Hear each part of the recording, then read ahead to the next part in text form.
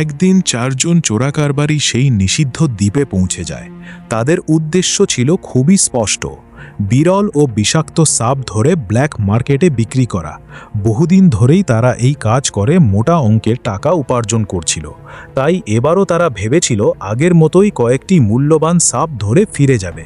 কিন্তু তারা জানতো না এটাই হবে তাদের জীবনের সবচেয়ে বড় ভুল। দ্বীপে পৌঁছেই তারা পুরনো এক কৌশল ব্যবহার করে। একটি জীবন্ত মুরগির পায়ে শক্ত করে দড়ি বেঁধে সেটিকে একটি গভীর গর্তের ভেতরে নামিয়ে দেয়। তাদের ধারণা ছিল কোনো বিশাল অজগর যদি শিকার ভেবে মুরগিটিকে ধরে তাহলে দড়ি টেনে সহজেই সাপটিকে বের করে আনা যাবে। শুরুতে সবকিছুই স্বাভাবিক ছিল, কিন্তু কয়েক মুহূর্ত পর হঠাৎ দড়িতে প্রচণ্ড টান অনুভূত হয়। সবাই বুঝতে পারে গর্তের ভেতরে বিশাল কিছু নড়াচড়া করছে। 4 জনের একজন স্যান্টিয়া সর্বশক্তি দিয়ে দড়ি টানতে থাকে, কিন্তু হঠাৎই দড়িটি ছিঁড়ে যায়। এক মুহূর্তেই তার মুখের আত্মবিশ্বাস মিলিয়ে যায়। সে বুঝতে পারে গর্তের ভেতরে সাধারণ কোনো সাপ নেই। বেশি সময় নষ্ট না করে সে নিজেই গর্তের ভেতরে ঢোকার সিদ্ধান্ত নেয়। যাওয়ার আগে বন্ধুদের বলে যদি সে বিপদের সংকেত দেয় তাহলে যেন সঙ্গে সঙ্গে তাকে টেনে বাইরে তুলে আনা হয়। ধীরে ধীরে সে অন্ধকার সুড়ঙ্গের ভেতরে এগিয়ে যায়। ভেতরে ঢুকেই সে যা দেখে তাতে তার নিঃশ্বাস আটকে যায়। সামনেই বিশাল এক অজগর কুণ্ডলি পাকিয়ে বসে আছে। সাহস করে সে সাপটিকে ধরার চেষ্টা করে এবং এক সময় ধরে ফেলতেও সক্ষম হয়। কিন্তু ঠিক তখনই সে বুঝতে পারে বাইরে থেকে যতটা ছোট মনে হচ্ছিল ভেতরের সুড়ঙ্গটি আসলে তার চেয়ে অনেক বড়। চারদিকে অদ্ভুত শব্দ, নিস্তব্ধতা আর অস্বাভাবিক পরিবেশ যেন বড় কোনো বিপদের ইঙ্গিত দিচ্ছিল। ভয়ে স্যান্টিয়া জোরে চিৎকার করে বন্ধুদের তাকে টেনে তুলতে বলে, কিন্তু বাইরে দাঁড়িয়ে থাকা মোটা গড়নের আরবিং ব্যাপারটিকে মজা বলে ধরে নেয়। তার মনে হয় স্যান্টিয়া ইচ্ছা করে ভয় দেখাচ্ছে।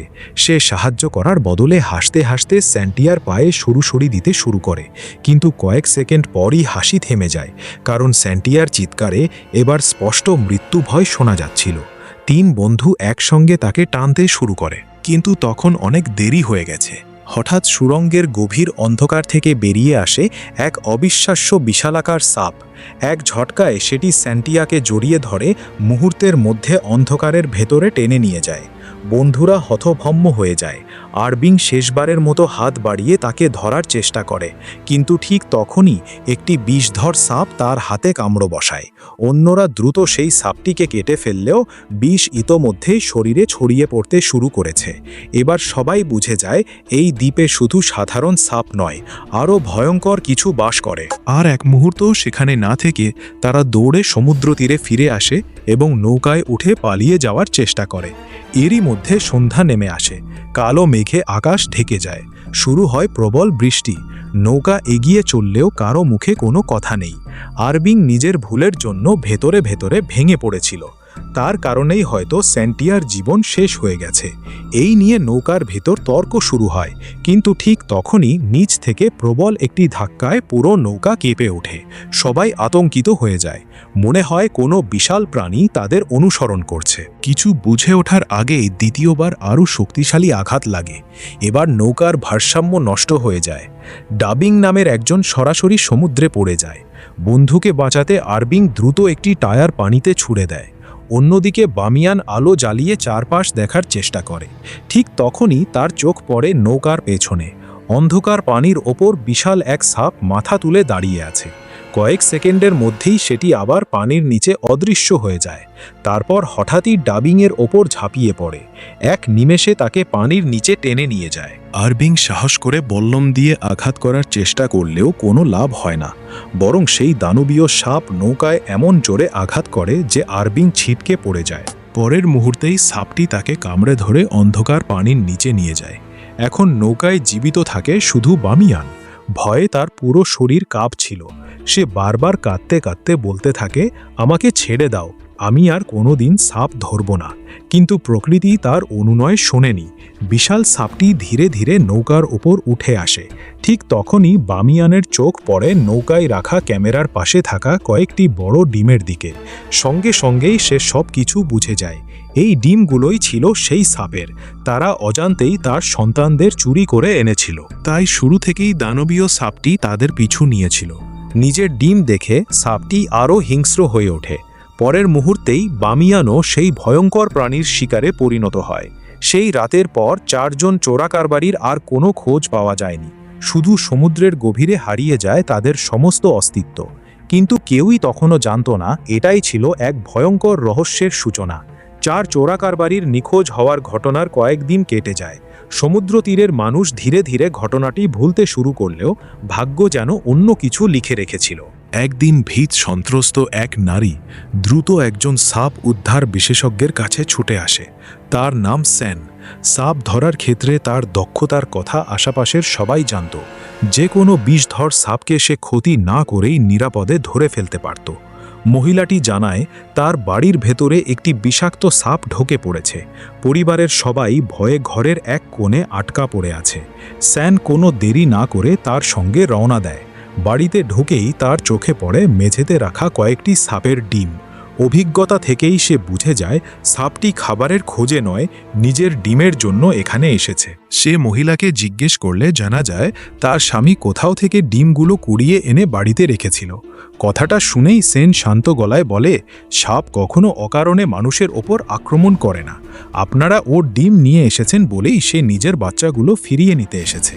ঠিক তখনই ওপরে কোনো কিছুর শব্দ শোনা যায়। সেন ধীরে ধীরে সিঁড়ি বেয়ে উপরে ওঠে। ঘরের এক কোণে ভয়ে কাঁপতে থাকা নারীটির স্বামী আর ছোট্ট ছেলেকে দেখতে পায়। তাদের সামনেই ফনা তুলে দাঁড়িয়ে আছে সেই বিষধর সাপ।